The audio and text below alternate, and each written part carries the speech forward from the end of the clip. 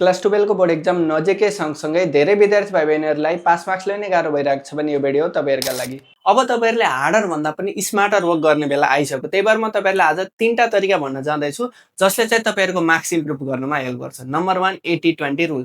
तपाईँहरूको total 100% कन्टेन्टको 20% content यस्तो हुन्छ जसले 80 मार्क्स कभर गरेको हुन्छ र 80% त्यस्तो हुन्छ जसले चाहिँ 20 मार्क्स कभर गरेको हुन्छ। त्यही भएर तपाईँले त्यो 20 मार्क्स कभर गरेकोलाई सुरुमा मेन प्रायोरिटी दिएर पढ्नुभयो भने पक्कै पनि तपाईँलाई राम्रो हुन्छ। यसको लागि तपाईँहरूले ओल्ड इज गोल्डलाई चाहिँ रिफरेन्स लिन सक्नुहुन्छ।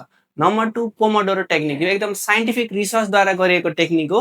यसमा तपाईँहरूको माइन्ड चाहिँ लगातार 5-6 घन्टासम्म एकदम कन्सन्ट्रेट गर्न सक्दैन। त्यही भएर तपाईँहरूले मिनिमम 30 देखि 60 मिनटसम्म चाहिँ एउटा स्टडी प्लान बनाउनु, त्यसपछि 5 देखि 10 मिनट ब्रेक लिने।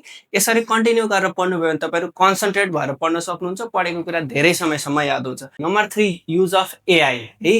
अहिलेको जमानामा तपाईँहरूलाई पनि थाहा छ एआई युज गर्न जान्नै पर्छ। तपाईँले जति हार्डवर्क गरेर पढे तापनि तपाईँहरूले भन्दा बेटर एन्सर एआईले दिन्छ, तपाईँहरूलाई थाहा छ। त्यही भएर पढ्दै गर्दा सँगसँगै एआईसँग एनालाइज गरेर कम्पेरिजन गरेर पढ्नुभयो भने पक्कै पनि सजिलो हुन्छ। अरू केही तपाईँहरूलाई 12 को एक्जामसँग रिलेटेड क्वेसन्स अथवा केही क्वेरिज नोट्सहरू चाहिँ हामीलाई सम्पर्क गर्न सक्नुहुन्छ। Thank you.